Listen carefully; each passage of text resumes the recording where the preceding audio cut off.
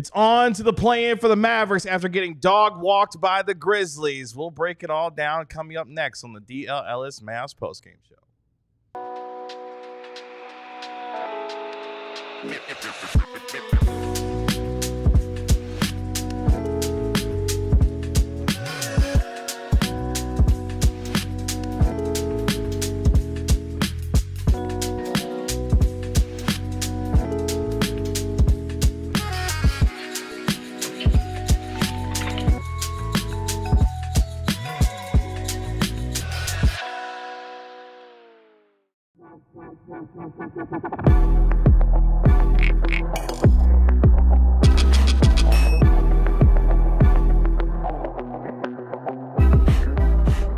Hey, what's up, DLLS Mavs Nation? It's your man, Kevin Gray, alongside Mavericks beat writer Tim Cato, Mavericks analyst Bobby Carell, and our national NBA insider, Mark Stein. We, of course, are DLLS Mavs. Appreciate you joining us here. Who are we? I'm sorry? Who are we? We're DLLS Mavs. But who else are we?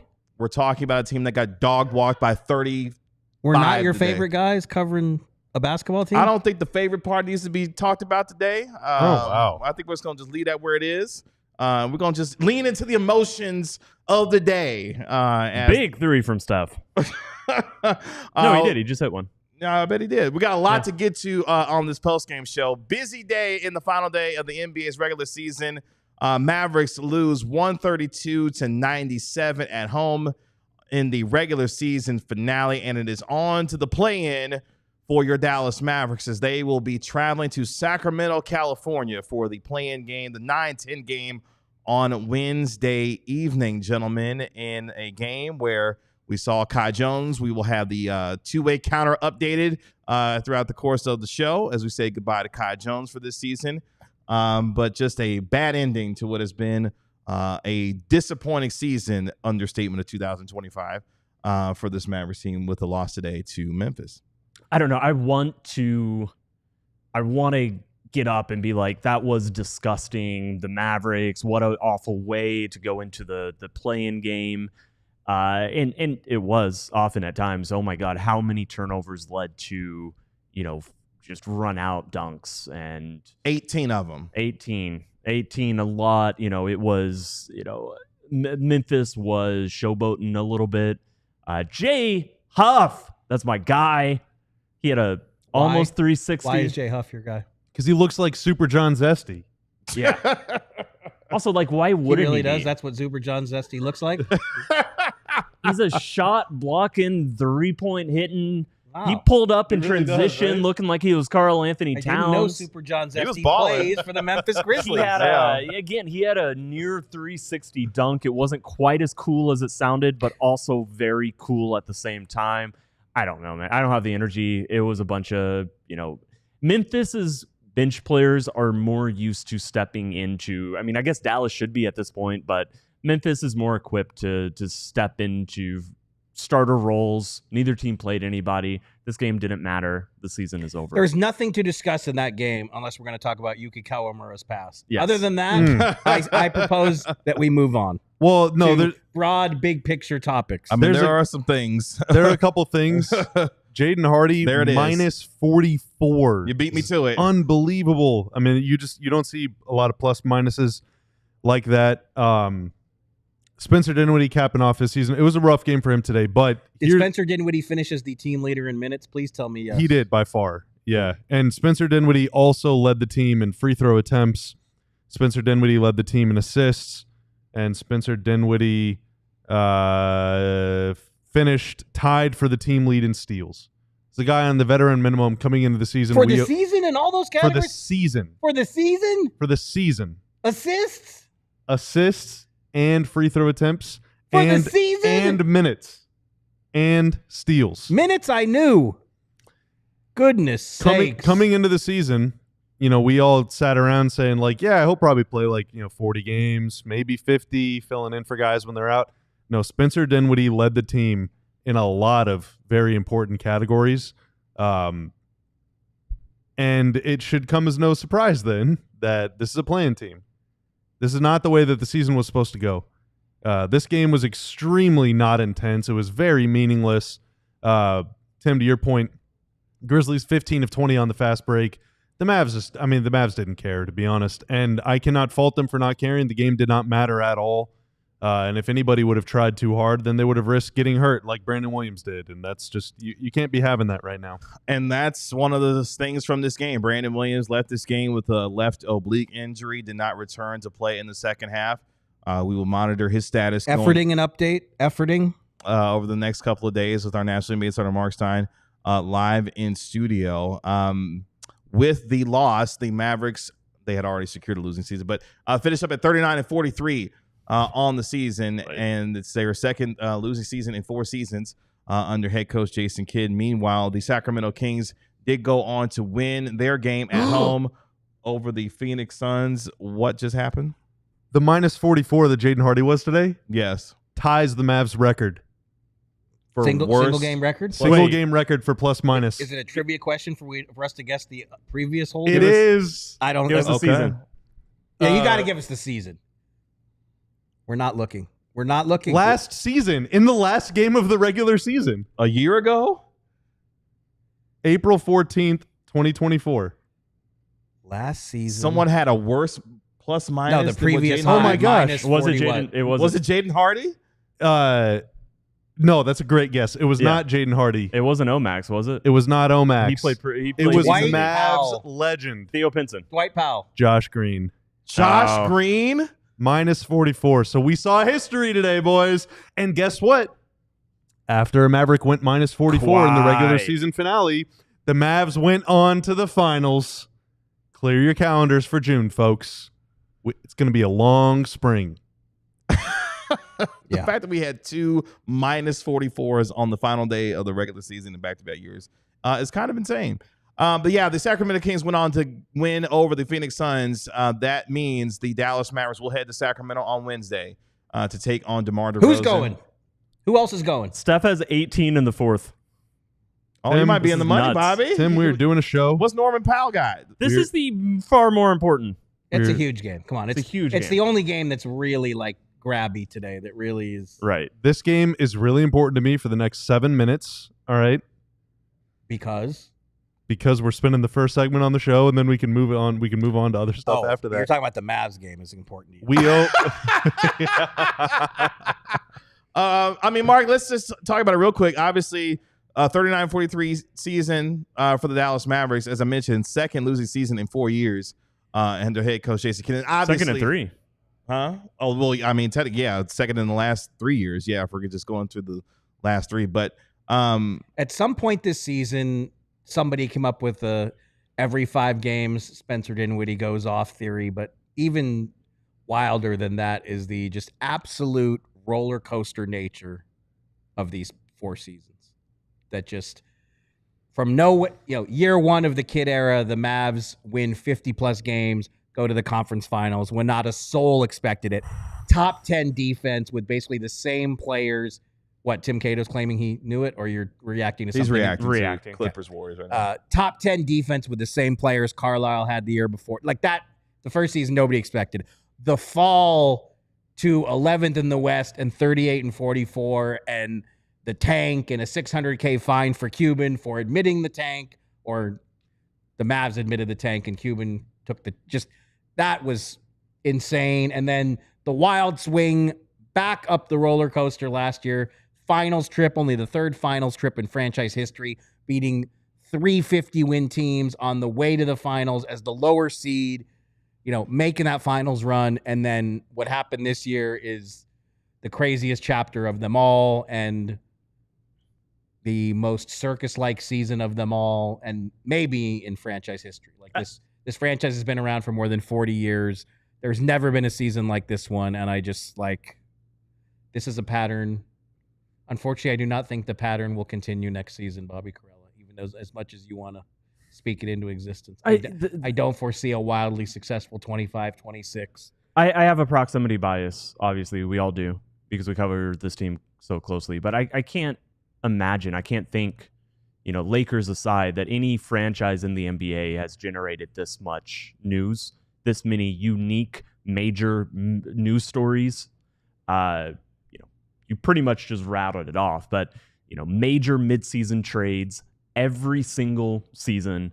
The ownership change, the 2 deep playoff runs, the biggest trade in NBA history, the most surprising trade, all the controversy with the tanking and the going down the drain, and like just from a newsworthiness standpoint, has there been any team that can surpass them? I'm not saying Dallas, especially when you also remember Carlisle and Donnie Nelson were in their positions forever. Yeah. Carlisle was in a 13-year run as Mavericks coach. We just saw Michael Malone fired after 10 years. It's just outside of Kerr, Spoelstra, and Pop, nobody coaches a team for 13 years anymore. Donnie was in that position for, he was with the franchise for a quarter century, not all of that in charge, but there had been no change for so long. And then I didn't even mention the sale. You brought up the sale. It's just been one thing after another, and just this crazy ride for 4 seasons. I mean, even the thing that kicked all that off, the Bob Voulgaris, and then that entire summer was chaotic. This has been just it's been a wild stampede of things happening. What it has been is a failure. It's been a failure on this organization. Yeah, it's the job of the people in charge to create a stable environment in which a team can thrive. And, y'all just laid out really the last 4 or 5 years have been some of the most unstable years in any franchise's run in the NBA. And for virtually the entire time, they had one of the 5 best players alive, maybe one of the 3 best players alive. They don't have that guy anymore based on their own choice that they made completely unforced in humiliating fashion. It's been a failure on, Mark before selling the team. It's been a failure on Patrick Dumont and the Adelson family. It's been a complete failure on Nico Harrison's part. Going back to 22-23, trading for Christian Wood was a completely unforced move, and that derailed. I mean, the entire season was, first it was JaVale McGee, and then it was Christian Wood. Then it was having no depth, and the moves they made in the summer of 23 to try and repair those issues only led to having to surrender more picks to clean it, which they did. But now they don't control any of their picks from 27 through 30, all because they had to clean up their own messes that the GM made. It's been a failure on Jason Kidd's part. It's been a failure on a lot of the players' part. It's been a complete failure. And, I know a lot of Mavs fans are very outwardly, including people in our chat right now, they're like, you have to fire everybody. You have to clean house. That is the overwhelming sentiment in the online portion of this fan base.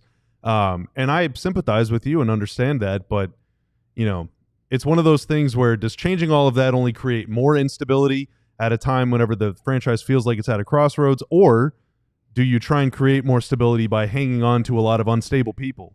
It's a very, very difficult question, and they have to get through the plan and all that stuff before they answer it. But, again, the primary job of any front office is to put your team in position to succeed. They didn't. The next job is to create a vision, create a path. They haven't. And the next job is to be stable in your vision, and they haven't done that either. A complete systemic failure at all levels of the organization, capped off by Jay Huff doing a lot of cool stuff on the Mavs today. Very fitting into what has been a really, really frustrating, sad season. Yeah, it's just and Yuki Kawamura. Yeah. And you know what? It didn't have to be this way. It didn't. It didn't have to be this way at all. You just laid out the three of you eloquently just laid out these self-inflicted wounds that this team has given itself over the last, 18 months, And not all of them are wounds, but they get cast in a different way. When you traded that dude. When you trade Luka. And if this was all building to a championship team around Luka, it would be a different sort of thing. And it was. And that's what it was. They put their best team around Luka that they had. They would have we were talking about a pregame, Mark. They would have easily been the number 2 seed. Number 2 seed, Today's game would have been so meaningless because they would have had 57 wins by now. Or even if they weren't the 2 seed, I think they would have been a popular best suited to beat Oklahoma City pick. Yeah. Whatever the seed was. Yeah. And now it's so wide open. I mean, the Warriors and the Clippers are now going to overtime in this game that basically will determine who is a top 6 seed, and that game's incredible. But it's there's so much uncertainty in the West. You really don't have a consensus leading candidate to prevent OKC from going to the finals, and the Mavs would have been that team, especially with the Mavs' history of repeatedly beating the Thunder. Yeah. Last time I checked, and so is that what the song is? Last time I checked, or last time we checked? Last time that I checked. Last time that I checked, I forgot that. That shows you what happens when I try to do a pop culture reference. That's all right. Ends in disaster. Just like the Mavericks season. Let's take our first break here on the DLLS Mavs post-game show. When we come back, we take a whip around the league, looking at the biggest games on the final day of the regular season. And a little bit later on, we will look at our initial impressions of the Kings taking on your Mavericks. All that and more coming up next year on the DLLS Mavs post-game show. Get ready for the summer ahead with quality shades built to last. Our friends at Shady Rays have you covered with premium polarized shades that won't break the bank. Shady Rays is an independent sunglasses company offering a world-class product rated 5 stars by over 300,000 people. Their shades have durable frames and crystal clear optics, making them the perfect choice for all outdoor adventures. They have hundreds of options to choose from, so you're bound to find the perfect pair to match your style. You probably have a style in your favorite team's colors.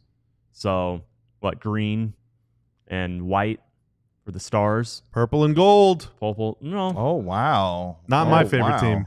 Not my favorite team. Yeah, let's not make choices for the audience. They can figure it out their own. But one team is looking good going into the postseason. Exclusively for our listeners, Shady Rays is giving out their best deal of the season. Head to shadyrays.com and use code DLLS for 35% off polarized sunglasses. Try for yourself the shades rated 5 stars by over 300,000 people. There was a lot of money handed out this weekend at Globe Life Field, and if you missed it, I feel bad. Oh, you got this hospital hat. Hey, here we go. That is because we had that looked like teamwork. That's right. That's why we had the American Rodeo this past weekend at Globe Life Field. Make sure next year, though, that you grab your boots and have a chance to check out the American Rodeo next year at Globe Life Field. Chock full of a ton of great events: bull riding, barrel racing, broncoing, and roping were all on display, with riders competing for over $1 million in prizes, with riders from Brazil and Australia and all over the United States. Something for everyone, including country music's hottest stars, including Bailey Zimmerman and Riley Green, who also performed as well over the weekend. So if you want some more American Rodeo action next year, keep an eye on AmericanRodeo.com for more events in the future. Howdy, partners. The Mavericks get absolutely dog-walked in their final game of the regular season. It is on to the play-in, as the Mavericks will take on the Sacramento Kings in Sacktown on Wednesday evening. The time of that game still be determined, but can I go ahead and say it? We're going to have a watch-along. Oh, yeah, watch-along. On Wednesday. I was waiting for you to call it like Cowbell Central or something, because you still have the cowboy hat on. Oh, no cowbells here, unfortunately. But they will be lighting the beam in Sacramento, and we will maybe. You don't know that? They're going to light the hell out of that beam on Wednesday night. Wow. We'll talk about it a little bit later on. So this is You defied the guarantee. You're going to use the, you're going to go that, you're going to take it that far? What, to guarantee a win? Yeah. Hit the button. Oh, you want an update on the overtime game? Yes. Guarantee. We have dueling guarantees. We have dueling guarantees. I will give you an update, and it's that there's 2.5 minutes left in the overtime period. James Harden hit 2 threes. Oh! And the Clippers went up 6. And then with the shot clock running down, Draymond Green answers with his own corner three-pointer.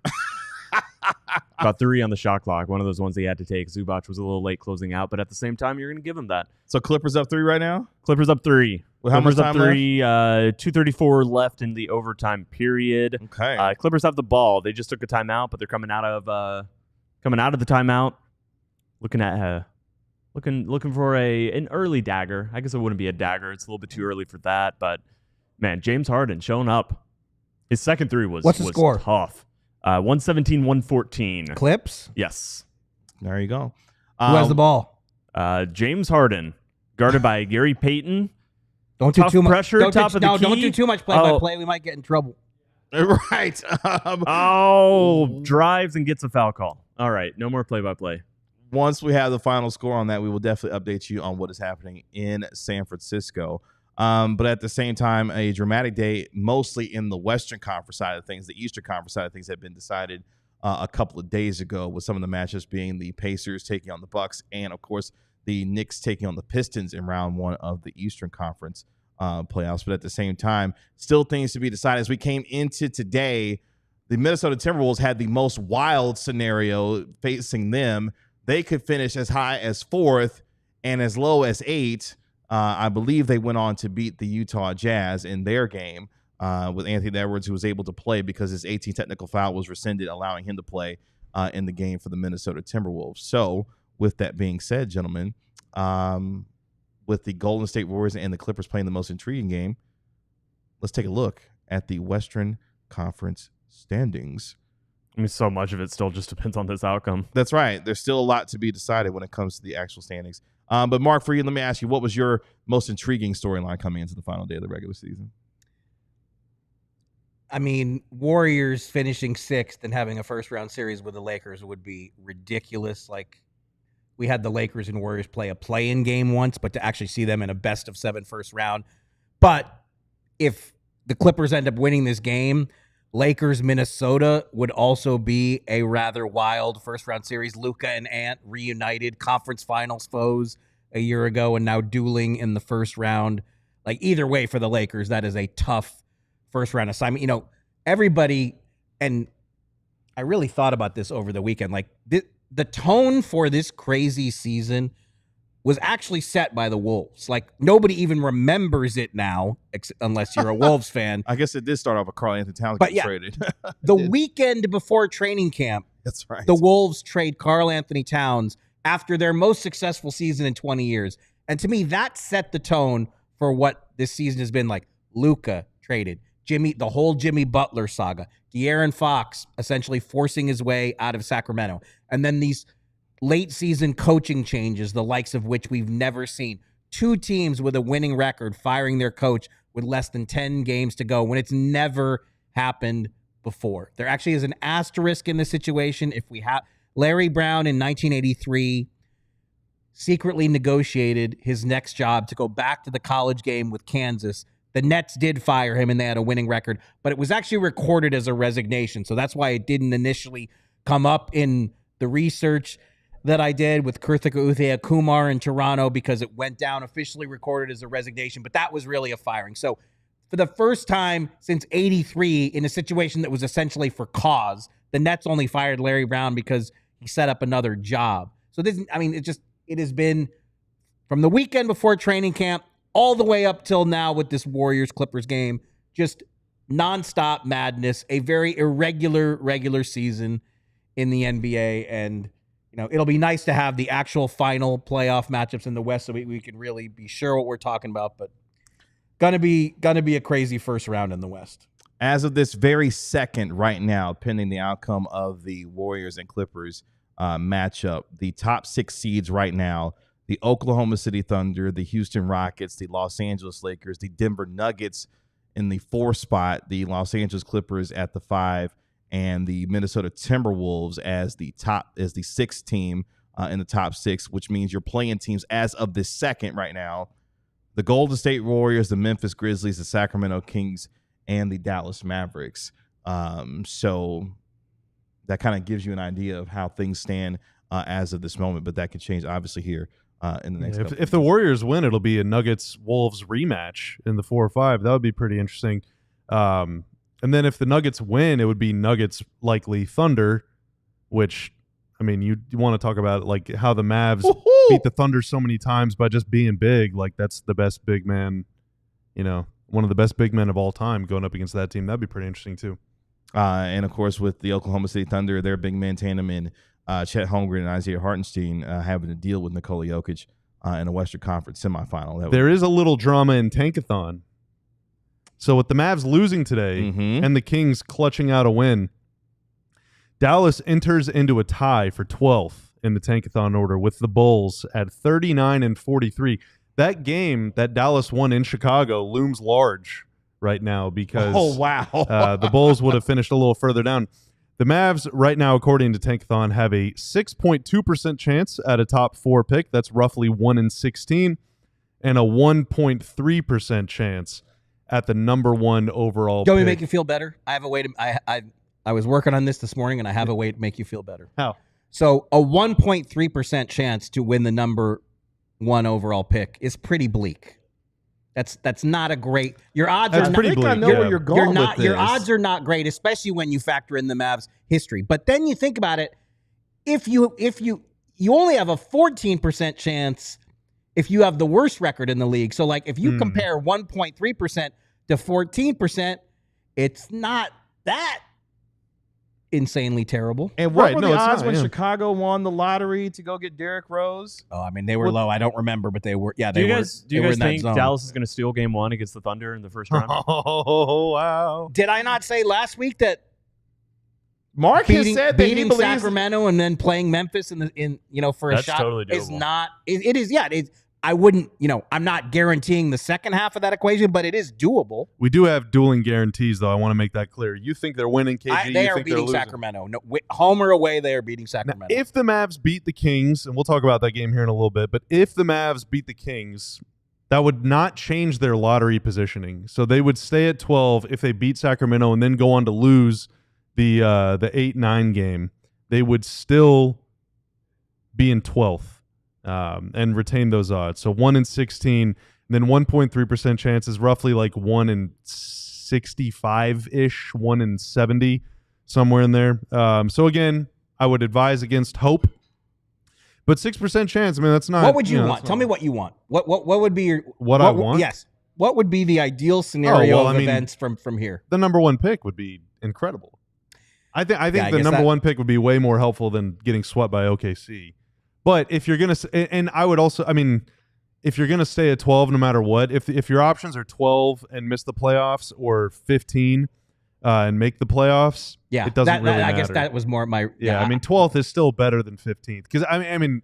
They're not taking a game off OKC. They might get 1, but you're not getting 4. You're definitely not I getting. think they even win 2. 1. I think they even win 1 just to be. Yeah, but circa- that's crazy. such a waste to me. That's You well, will the not- optimism from that side of the room over I mean, there, really when the optimistic. Mavericks take on the OKC Thunder, is kind of wild to me. No, you could. That happens all the time. A team steals game 1 and then they get rolled 4-1. or like they win game 4 because the other team is just kind of chilling. Didn't Dallas almost do that? Or no, they did it to the Thunder in Yeah, in 2016. 2016, Raymond Felton just saved the day in And game Steven 2. Adams had a putback that was ruled out. Yeah, KD missed it, and then Adams missed. I mean, like I it. said, Or it was 1.3% after the ain't buzzer. great, Yeah. but in the modern day compared to in the old days, the team with the number 1 chance had 25%. Like, Didn't matter to the Mavs whenever they were the number 1. well, yeah, I mean, no, again, the Mavs lottery history is the worst No, it's dismal. of any team in the league. They have never moved up 1 time. And frankly, I haven't dove into the college tape, so I'm not going to pretend to know much about the guys in the lottery this year. So they stay at 12. Couldn't tell you a single thing about these guys yet. Obviously, I know Cooper Flagg, and I'm familiar with a lot of the other players. But if they move up, say to 3 or 4, I would be really curious, and this is getting way ahead of ourselves, but I'd be really curious if they would stay there or if they would immediately start shopping the 3rd or 4th pick and try and get a veteran. Have you because allowed- this administration does not seem to value teenagers and young guys. They seem to value guys that are on the other side of 30, and you can definitely get one of those with the 3rd pick. How much have you allowed yourself to dream about Cooper Flagg in the Mavs uniform? None at all. None at all. A 1% chance of something happening is, it's just, I mean, you have to live your life as if it's not going to happen. You've gotten so pragmatic and old over the course of this season. I've had a really bad influence on you. No, sitting next not to at you all. year. Not at all. I mean, You it was used always to that be way. so zesty, like Super John zesty, and now you're just this crotchety old pragmatist. No, You no, must live I've- your life if there is no hope. I've always been that way. I mean, again, 1% chance is just so. That's why, like, 2 months ago, whenever everyone was like, "No, bust out the tanks. They gotta get worse." It's like, at best, it's going to be a 3% chance, which it's 3% chance is possible, but like, let's not pick nits over 1%. I mean, probability is a real thing, folks. It's a real thing, but there's a reason why it made more sense 2 years ago because the option then, the reason Dallas threw in, that was 2 games. But the reason they threw 2 games is because there's a choice between having a young player And or not. not having Yeah. a young player. Yeah, and that was This is different. the correct decision back then, and Right. You can't even make the claim that they were trying to win games down the stretch. It's just Phoenix went 1-9 in their last 10 games. Otherwise, the Mavs probably would not have even made the play-in if Phoenix would have just not fallen apart. But they kept trying, or they didn't try. I guess they kept trying to lose. Kevin Durant got hurt and missed the final week of the season. That didn't help either. Yeah, but 1-9 their last 10. If Phoenix would have gone 4-6, the Mavs would have missed the play-in. Let's take our next break here on the DLLS Mavs postgame show. When we come back, hey, Mark, you got some stuff because you're coming to you next. I guess we'll find out. Next on the DLLS Mavs postgame show. But first, it's time for me to lament. G.G. Jackson, buddy, what happened? Spencer Dinwiddie, I know what happened. It's not the first time that I've been let down by Spencer Dinwiddie. It won't be the last. But G.G. Jackson, my goodness, man. Also, Doesn't G.G. Jackson have local ties as well? I believe so. I believe so. But luckily on Sleeper, it was a protected pick, so my loss doesn't even matter. I just get that money refunded to my account instantly to use another time on another pick and have some more fun. That's the beauty of Sleeper. They always have payout boosts. They have protected picks. In golf today, there was a $10 protected pick. In the NBA, it was a $5 protected pick. So you can have some fun at no risk, but if you win, you get to keep all those rewards. If you want to play along with me, download the Sleeper app today. Use promo code DLLS Mavs whenever you play $5 to get $55 on free plays to use anytime. Doesn't have to be your first one. Doesn't have to be all at once. You can use it whenever you want. Just check out those terms and conditions when you download the Sleeper app today. Mark? Oh, it's my turn? It is. I apologize. I'm under a lot of pressure because I am doing That's the read. true. We did. I'm doing the read that Bobby excels at, the Empire 48 Today seconds. read. And just like your favorite team needs a home court advantage, your home needs a home floor advantage. And Empire Today can help you get it. Empire Today, where you find the world's leading flooring experts, dedicated professionals who live for this stuff every single day. Why is Empire Today your best bet for a new floor? Empire Today lives and breathes flooring. They'll be with you every step of the way. They're next level. Flooring experts that bring the showroom right to your home. Pick the flooring and right colors for your space. See how it looks with your furniture in your house. With Empire Today, you get all of this. Clear upfront pricing as well. Schedule the installation as soon as the next day. I know I've run long. Schedule an in-home estimate, free in-home estimate, because some things are just better at home. DLS listeners can receive a $350 discount when using the promo code DLLS. You heard right, a $350 discount with code DLLS. Restrictions apply. Visit Empire Today/DLLS for full details. I know that went long, and I'm in the middle of something now, so please help me out, Kevin. Oh, we Grant. got some sourcing stuff? You got to audible. LeBron on line one. Sorry. LeBron is not on line one, but let me. Luka on line one, I guess. We do have high drama, though, in Golden State right now, or excuse me, in San Francisco, because the Clippers are up 122 to 119 with 6.1 seconds left. Kawhi Leonard missed one of two free throws that would have put the game away and given a 4-point lead to the Clippers. But as it stands, the Warriors have a chance to tie the game with 6 seconds left in overtime. James Harden has been sensational in the overtime period for the Los Angeles Clippers. James is carrying right now. Yeah, so it'll be a final here momentarily as far as that game is concerned. It's gonna be a foul up 3 free throw fest. Our show will be over before this game. It might at this rate. Some of the other scores from today's game, as the Mavericks, of course, get destroyed in their season finale on the road against the Memphis Grizzlies, 132 to 97, in a game where Memphis led by as many as 41 points. The Mavericks actually came into today's game a 1.5 favorite against the Memphis Grizzlies. That didn't work out so well. Sometimes Vegas doesn't know, KG. Okay, it turns out I will not be dashing off the set. So okay, all right. Well, in that case, maybe I will, but not right. Buddy Hield misses it. It looks like the Clippers will win. Okay. So if so, that would be Dubs in the play-in. Dubs in the play-in. Holy moly, dude! I mean, that would have been if let's say in this alternate reality, the Mavs are the 2 seed and the Warriors win. It's Mavs Warriors first round. You got to deal with Steph and Jimmy buckets. Oh my Klay goodness. Thompson playing against the Warriors in a playoff series. That would have been juicy. That would have been real His juicy. first time in the postseason. So it'll be Wolves Nuggets. If the Clippers win, it'll be Wolves Nuggets, right? Or Wolves if Lakers. Wolves Lakers in the 3-6. Yes. Yep. Yeah. Oh boy, that is going to be tough. Anthony, actually, Luka gets a shot at Anthony Edwards again. that's going to be in the really tough for the postseason. Lakers, dude. That's going to be really tough for the Lakers. I don't know, man. I think they'll be okay. I think they'll be all right. But that's That's the one series, just from a size, I mean, Los San Angeles. Antonio does it again. Last year, San Antonio beat Denver late in the season, messed up their seeding, yep. and that Harrison Barnes game-winning 3. I mean, the Warriors were like 17-2 with Jimmy and Steph in uniform before that shot, something like that. I mean, so that is wow. Some of the other scores from today, as you look at the Western Conference, as we mentioned, the Eastern Conference had been decided a couple of days ago as far as the matchups are concerned. Kings win 109-98 over the Phoenix Suns. They finished 40-42 on the year. They will be hosting your Dallas Mavericks on Wednesday in the play-in. Trailblazers crushed the Lakers 109-81 in their season finale. Some NBA news when it comes to the Trailblazers. Chauncey Billups receiving a contract extension from Portland to remain their head coach there for the You want me to chime in on that one? Yeah, please, go ahead. So that's a really interesting one because the Blazers started 13-28, and then they went in the middle of the trade deadline.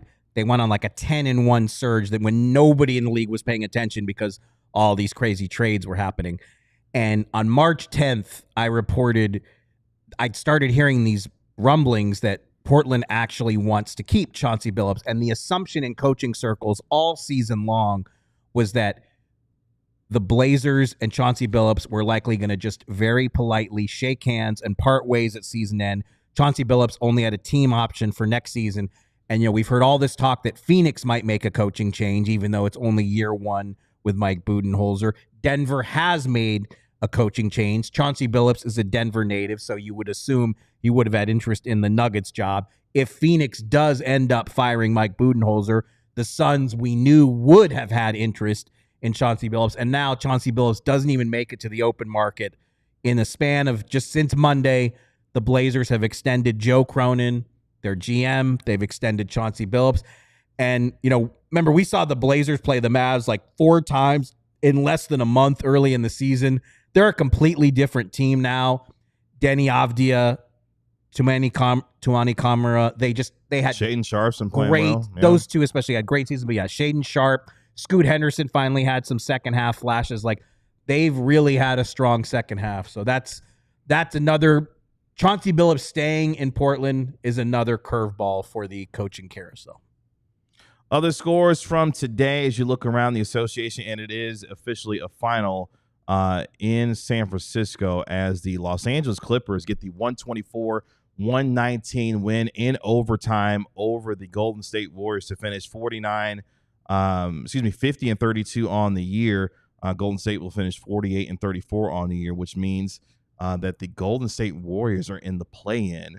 They will be in the 7-8 game against the Memphis Grizzlies, so they will host that game with John Morant in Memphis here in a couple of days. I think the Warriors win that game, and then it's going to be Warriors-Rockets 7-2. That's a tough series for the Warriors. That's a really Yeah. tough series for the Warriors. Yeah. I really like the Warriors this year, but It's a tough series. the man. Rockets you are a hell just of a saw team, what man. Amen Thompson did to Steph Curry. Obviously, Mm-hmm. I expect Steph Curry to score more than 3 points in most games this series. But there's nobody in the NBA except, well, I guess Detroit. I was going to say nobody in the NBA has a player like Amen Thompson. And then I can't pick. I Did you guys can't see pick Bill the young guy. I Simmons? can't pick the And young that's guys. that's the only thing that Bill- scares me is the experience factor. I for just- Bill Houston. Simmons Yeah. gave out the Unicorn of the Year to Amen Thompson. Unicorn, it's a made-up award, theoretically, for a player that there's none like. I just did the same thing. So, Bill, I get it. Podcasting can be hard.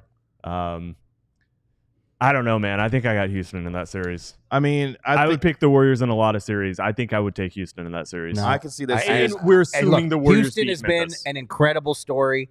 We've slept on them all year. We haven't talked enough about them. And they're not completely bereft of experience because obviously Fred VanVleet's there and has won a championship. Dylan Brooks has, been in the playoffs before. But, it's just different. And none of their young guys have been on this stage. So I'm just... It's going to be like there's going to be a lot of emotion and enragement going on, between Draymond and Jimmy talking a lot, and Alperen Şengün is prone to getting emotional, and Houston's been involved in some kerfuffles. They have this season. Jimmy Butler's a Houstonian. He's going home. Yeah, wow, it's going to be heated. But dude, the Warriors are just so dusty, and the Rockets are so young. They have so much athleticism and the Warriors speed. are like. They're going to have to play Looney more in that series. Yeah. I mean, it's going to be really tough. I mean, and the Warriors, between having Draymond and Jimmy buckets out there at the 3 and the 4, that's no shooting at all. And that's the thing that concerns me about Houston is, as good as they are defensively, they have a hard time scoring. And if you get Steph and this team on a heater, it may be hard for them to keep up from a scoring perspective. And the thing is, usually I would think that Steph and the shooting threat that he provides it's just hard to play so many. It's hard to go double big against a shooter like that, a movement shooter like that, somebody who's going to run around. But they have a guy who is can single-handedly chase them around, get through all these screens and picks, still be present. So they may be able to play really big and still not give up just wide open threes over and over again. They have so much. That's a really tough series. And Amen might be a superstar by the end of that series. Yeah. He might be this could be where a legend is born. Because he's that good. He's got DPOY in his very near future. If they can go big and not let Steph go off, I don't know if there's any way Golden State can win. It's just the math isn't going to be on their side. All the advantages are going towards Houston. So, and again, the big reason that Houston likes going double big is because they do miss a lot of shots. So they want the ball back. That's basically their offense. They're the best second opportunity points team in the NBA. Interestingly enough, the Rockets got blown out at home today by the Denver Nuggets, 126-111. That was with the Rockets scoring 40 points in the fourth quarter. Jeez. But just a quick response. Yeah. Alan is saying that we're shortchanging the Grizzlies by not mentioning them, and that just putting the Warriors automatically into the first round series against Houston. I don't think it's automatic. I feel like this point probably should be raised. The Grizzlies are 1-14 in their last 15 games against team with winning records. 1-14. So Mavs level talent. No, I mean you just said it. Ja, Triple J, Bane, they've got very good players, but we have not seen the Grizzlies play well in ages. So let's see. Let's see if the Grizzlies go to San Francisco and win a one-game series. I mean, I'm not picking them to win that game. I'm picking the Warriors to win that game. Juicy. I mean, the Warriors and the Grizzlies. Yeah. I know Dylan Brooks in a different place, but those teams still have a lot of history. And then too, the Lakers and the Wolves. It's Luka versus Ant for the second year in a row. That's pretty awesome. Obviously, it's not Luka in Dallas, which would be even cooler. But you know who else plays for Minnesota? Rudy Gobert. Yeah, yeah. Luka be Rudy, but then it's also the Lakers have truly no effective size to speak of, and the Wolves are huge. With Randall and Gobert, and JJ is clever enough to try some Naz Reid. Naz Reid, and I would expect JJ to go some 5 out pretty early. Like Dorian at the 5 level, and say, hey, Rudy, let's see if Dorian can get hot and play you off the floor.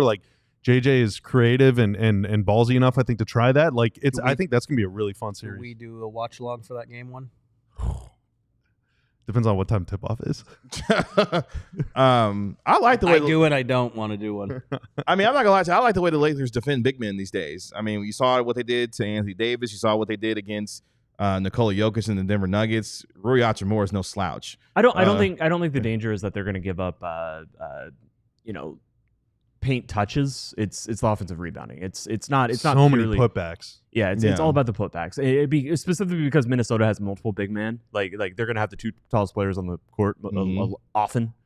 And they're going to have players that are way better than the tallest player that the Lakers can put out there, Jackson Hayes. Mm-hmm. And so the worry is I think the Lakers do a really good job limiting paint touches, post-up touches. Because Hayes can get into foul trouble. Yeah, so they can screen out. But Julius Randle is not a player. He'll start from a face-up just outside the three-point line. He is exceptionally comfortable doing that, just like he's comfortable starting from a post-up. Gobert isn't a player you post up at all. Naz Reid obviously is a stretch 5. So what the Lakers do defensively against big men is push them out into space, the offensive hubs. And that just doesn't work as well when you have two players who are just as comfortable doing that. And the other big issue is that, you can limit the paint touches for one of those players. And certainly, Dallas had another center out there for a lot of the game, or wanted to, but the Lakers were able to push them off the floor. But when you have Naz Reid, who's also a spacer, also, he's spent the whole season guarding perimeter players, Julius Randle also a little bit, that just gives you more size to potentially get rebounds. I think the key for the Lakers is, like you said, Bobby, that they got to play Gobert off the court, and they got to do it pretty soon. They got to do it early in games and really make the Timberwolves adapt. Obviously, again, this is just snap analysis of what I kind of know of both teams. I think I know the Lakers a little bit better than the Timberwolves this season. I know Randle has looked better of late. Don't look up Julius Randle's playoff stats. They're not pretty. Hold on. Let's take our next break. Okay, let's hold that thought. Let's take our next break here, and we'll get to that as we look ahead to the Mavericks. Expert piloting, KG. As we take a look. How bad is it that I missed the thing? No, you're good. An hour. It's all right. I got you. We'll take our first initial impressions of the Kings taking on the Mavericks and look ahead to some of the other series in the Western Conference coming up next on the DLLS Mavs postgame show. But first, it's Die Hard time. Hey, boy, do I have an offer for you. You scan that QR code right there, click the link in the description below, or go to alldlls.com/diehard. You can escape the limitations and bounds on YouTube, where we are more than 20,000 strong here at DLLS Sports, and join the mighty elite ranks of the diehards. Mark Stein's got a physical diehard card.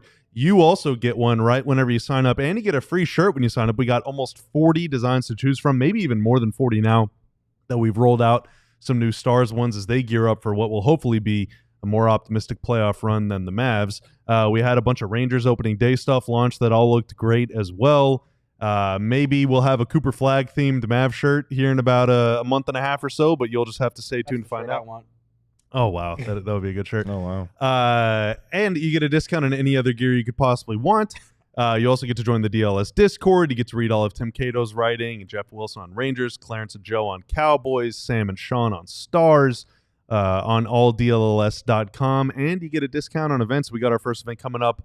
Well, our first huge event coming up next month, the Lone Star Open, the inaugural golf scramble event at Stevens Park days from now. Golf Course. That is this month.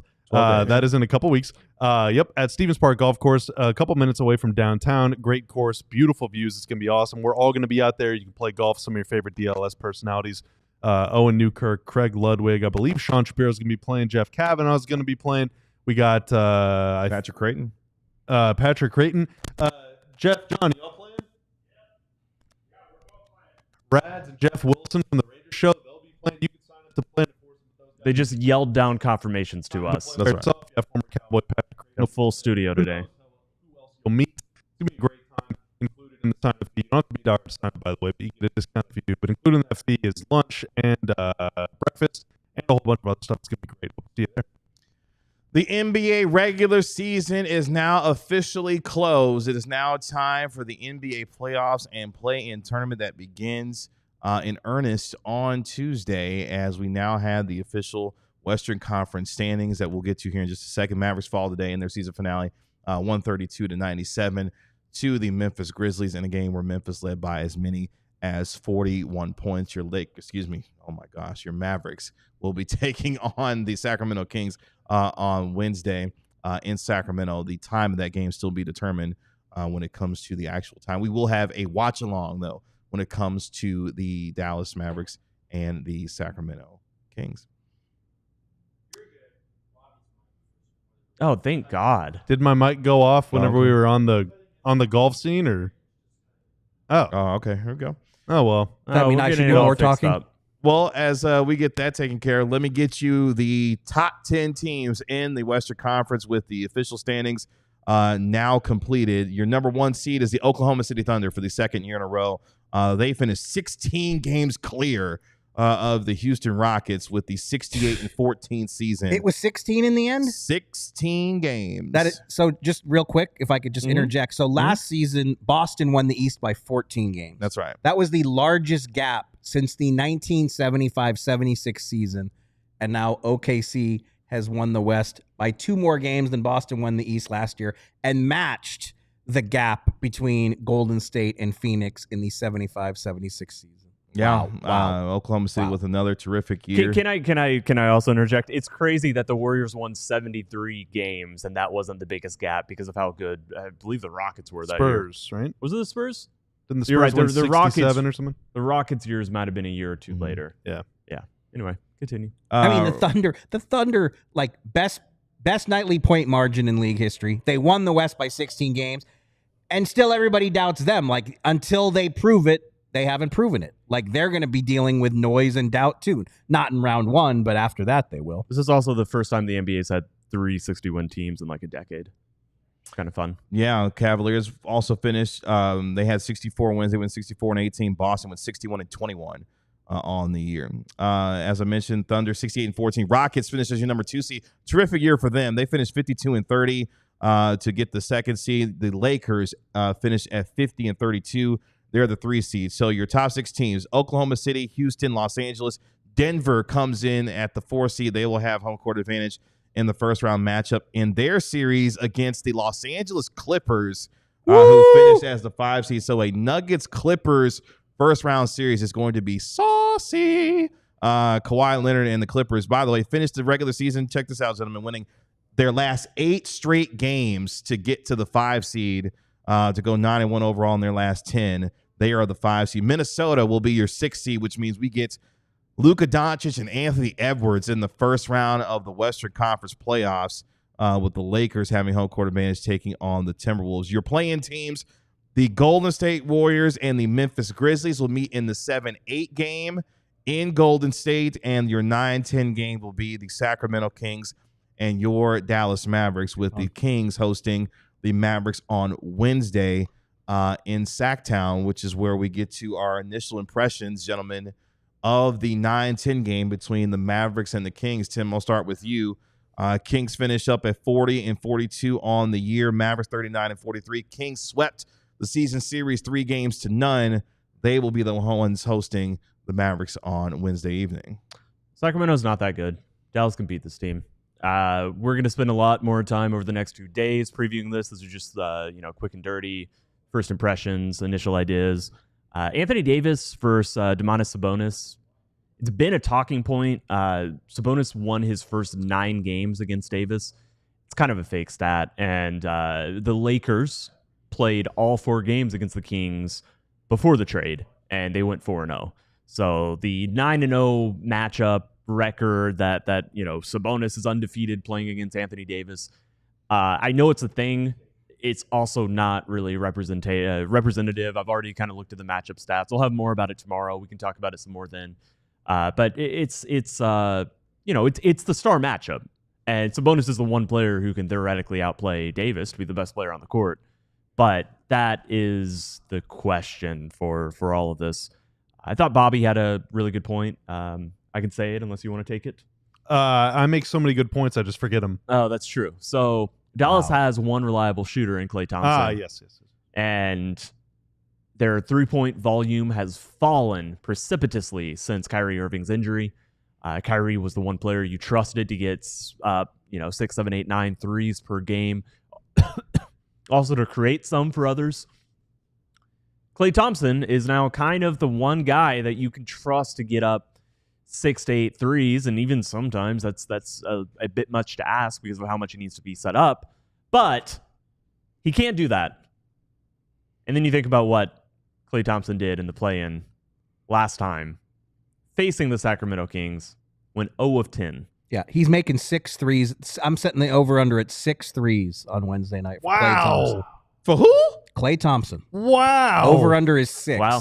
I will take the less than. Definitely taking the less than. Klay too, redemption Maybe game. not by much. Klay redemption game. But it's a great storyline. It's maybe certainly the a over-under narrative. should be 5. He's going to make 6 threes, so the over-under should be 5. He's going to make 6 threes. 6 threes. You heard it here Woo. first. That's Yep. so many of them. Yeah, that's Yep. oh boy. You can't have Klay miss the playoffs for, what would that be, the Klay goes back to third Sacramento time in the last and 5 just years, man. gets his redemption because his last game as a Warrior, as Tim mentioned, was not nice. Luckily, So- it didn't officially count. There is that. Matchups is another fun one. Sabonis is the only true big man We expect Dallas to start Derek Lively and Anthony Davis. Which of those two is guarding Sabonis? Which Kings player? And I'm still thinking this one out, but are you putting Anthony Davis on DeRozan? Oh my God. On Murray? On Keon Ellis? Just as a roamer? Who's guarding Zach LaVine? It's probably Spencer Dinwiddie, unless you start with Najee as the point guard. There isn't really, I mean, PJ is probably best suited to guard DeMar DeRozan. Do we agree with that? I don't want PJ anywhere near Zach LaVine. Nowhere near. No. Low key, I don't want him near DeMar DeRozan because we've seen what DeMar DeRozan's been able to do. Like death by 1,000 mid-range jumpers. Like you saw the game that he had against the Mavericks at the AAC. I wrote about this last week, but Dallas just has a very difficult problem where the 3 and the 4 that they start, neither of them are really stoppers. Both of them are roamers, and they're really good roamers. If they're sagging off a help player, coming to the rim to meet a guy, who's driving there, they're awesome at that. They're so good. They fill space so well. But this is Anthony Davis and PJ Washington. I guess I should have clarified. Like, that's their best role. They have the same best role, and neither of those roles are go take a good player and stop him in isolation. Anthony Davis can do that, of course. PJ Washington, against certain matchups, I really trust him. Against other ones, I'm a little iffier. But Anthony Davis, like, the whole reason he wants to play the floor is so that he's not guarding the focal point of a team's offense. So he can play free safety, as he puts it. Yeah, he wants to play free safety, but that's what PJ Washington is best at.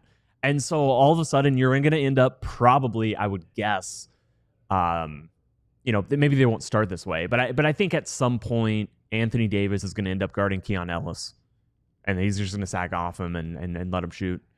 I legitimately think that's what you're going to see. You're going to see him a lot on Sabonis, but you want Anthony Davis as the roamer, and so you trust Derek Lively to do that. I don't mind. I think Gafford versus Sabonis is not a bad matchup for Gafford. Even when you pull him into pick and roll, there's nobody. Malik Monk is the one guy who you gotta really think about in terms of like a pull up. Well, they've lost Malik Monk. There's almost no chance he plays. But I was going back in my head being like, what is his status? I knew that he was out. Zach LaVine really got hot here late at the end of the season. LaVine can do that, yeah. And, DeRozan. Those two games that they had against Detroit and Cleveland, whew. Because we know the Kings don't shoot the three. They're not a high 3-point rate team either. They're a streaky 3-point shooting team. Like, there's probably going to be a lot of mid-range action in this one. There is. And Dallas, with their bigs, even when they play big, they are pretty good at limiting your number of shot attempts. It's not always the case. We saw against the Clippers that the Clippers really exposed them with multiple creators. And that's the avenue to do that. Once again, it's that LaVine or DeRozan, and then Sabonis in the middle. Like, you've got a lot of options to create offense. But I think that the Kings aren't going to put up. I don't think it's going to look like the matchups against the Clippers last weekend where it's, 70 points in the paint. But if it is, it's because LaVine and DeRozan really just beat their man.